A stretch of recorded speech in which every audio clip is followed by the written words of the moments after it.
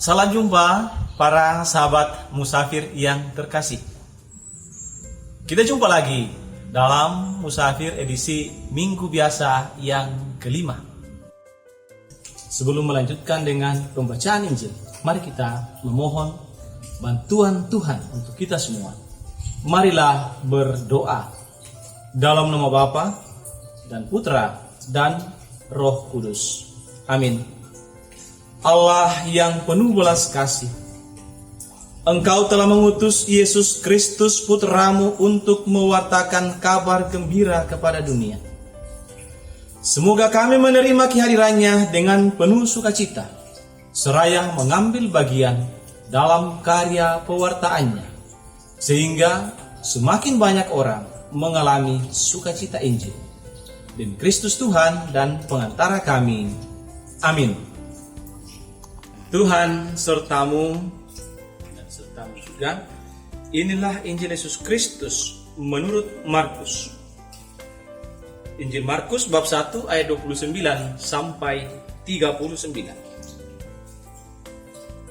Sekeluarnya dari rumah ibadat di Kapernaum, Yesus dengan Yakobus dan Yohanes pergi ke rumah Simon dan Andreas. Ibu mertua Simon terbaring karena sakit demam. Mereka segera memberitahukan keadaannya kepada Yesus. Yesus pergi ke tempat perempuan itu dan sambil memegang tangannya, Yesus membangunkan dia, lalu lenyaplah demamnya. Kemudian perempuan itu melayani mereka. Menjelang malam, sesudah matahari terbenam, dibawalah kepada Yesus semua orang yang menderita sakit dan yang kerasukan setan. Maka berkerumunlah seluruh penduduk kota itu di depan pintu. Ia menyembuhkan banyak orang yang menderita bermacam-macam penyakit dan mengusir banyak setan. Ia tidak memperbolehkan setan-setan itu berbicara, sebab mereka mengenal dia. Keesokan harinya, waktu hari masih gelap, Yesus bangun dan pergi keluar. Ia pergi ke tempat yang sunyi dan berdoa di sana. Tetapi Simon dan kawan-kawannya segera menyusul Yesus.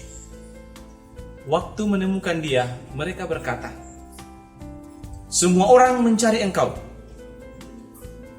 Jawab Yesus, "Marilah kita pergi ke tempat yang lain, ke kota-kota yang berdekatan, supaya di sana juga aku memberitakan Injil, karena untuk itu aku telah datang." Lalu pergilah Yesus ke seluruh daerah Galilea, memberitakan Injil dalam rumah-rumah ibadat mereka dan mengusir setan-setan. Demikianlah Injil Tuhan. Terpujilah Kristus. Para sahabat musafir yang terkasih, kita baru saja mendengar dari Injil Markus tentang Yesus yang mewartakan sukacita, membawa sukacita bagi banyak orang, membawa kelepasan, memberikan kehidupan. Dan dalam bacaan tadi, ada beberapa hal yang bisa kita lihat. Pertama,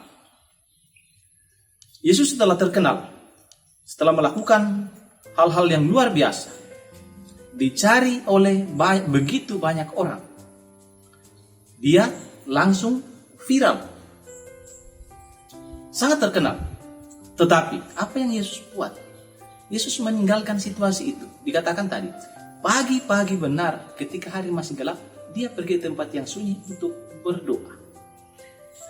Para murid ada dalam situasi sekarang momennya. Kita ada dalam situasi yang orang semua kenal, kita menjadi orang yang hebat. Tetapi Yesus menjauh dari itu. Maka para murid mencari Yesus untuk membawa dia. Semua orang mencari Engkau. Apa Yesus katakan? Di tempat-tempat lain pun aku harus mewartakan kabar gembira, mewartakan karya keselamatan. Karena orang lain harus memperoleh keselamatan juga. Maka pertama, Yesus tidak mau viral. Yang kedua, Yesus tidak mau terikat pada satu wilayah saja.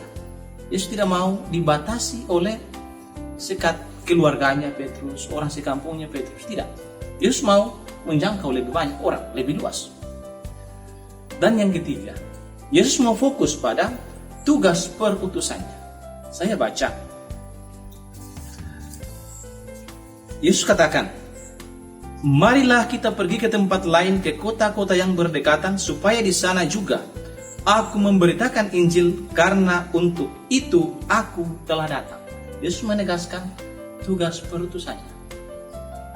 Memberitakan Injil bukan kepada kelompok tertentu saja, tetapi kepada semua orang, dalam arti semua makhluk. Karena keselamatan tidak hanya untuk kelompok tertentu, tapi kepada semua makhluk. Maka itu Yesus mau menjalin persahabatan dengan semua orang. Saudara terkasih, para sahabat musafir yang berbahagia, kita sungguh berbahagia karena melalui sikap Yesus ini kita pun menerima Injil. Kita orang di luar keyahudian pun menerima Injil karena sikap Yesus ini. Tidak mau hanya satu kelompok saja yang menerima berkat atau karya keselamatan itu. Nah, kita yang telah menerima Injil ini mau buat apa? Kita belajar dari Yesus yang memiliki fokus pada tugas pewartaannya. Kalau kita bandingkan sikap Yesus dengan sikap dunia pada zaman ini, agak berbeda dan bertolak belakang.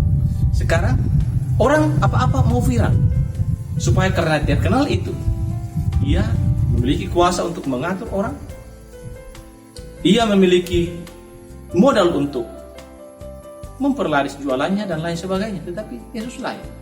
Ketika akan terkenal viral, dia meninggalkan karena dia tidak mau terkurung dalam keadaan hanya memusatkan perhatian pada keagungan dirinya. Tidak. Dia mau fokus sekali lagi pada tugas perutusannya. Dan kita pun sebenarnya diajak untuk itu. Kadang-kadang kita terlalu memperhatikan diri kita, mau supaya diri kita diagungkan dan lain sebagainya. Tetapi kita lupa bahwa kita harus keluar dari diri, membangun persahabatan dengan semua orang. Karena melalui itu, kita mengambil bagian dalam tugas perutusan Yesus, mewartakan Injil bagi setiap makhluk. Supaya semua makhluk mengalami keselamatan. Melalui apa? Melalui pemikiran kita, melalui perkataan kita, melalui tindakan kita. Nah, dengan cara hidup yang demikian, orang akan menemukan dan mengalami Yesus yang hidup dan hadir dalam diri dan karya kita. Demikian para sahabat terkasih, semoga Tuhan membantu kita. Amin. Sahabat terkasih, setelah merenungkan sebagian kecil dari firman Tuhan, mari kita berdoa. Allah Bapa yang Maha Baik, Engkau telah mengutus putramu mewartakan kabar sukacita, kabar keselamatan kepada segala makhluk. Kami bersyukur karena kami Kau perkenankan untuk mengalami karya keselamatan itu. Ya Bapa, semoga kami berani meninggalkan diri kami sendiri dan mengambil bagian dalam karya penyelamatan putramu itu, sehingga segala makhluk mengalami sukacita Injil melalui karya dan pewartaan kami. Demi Kristus Tuhan dan pengantara kami. Amin. Tuhan sertamu. Saudara sekalian, seluruh karya kita dilindungi, dibimbing dan diberkati oleh Allah yang Maha Kuasa, Bapa dan Putra dan Roh Kudus. Amin.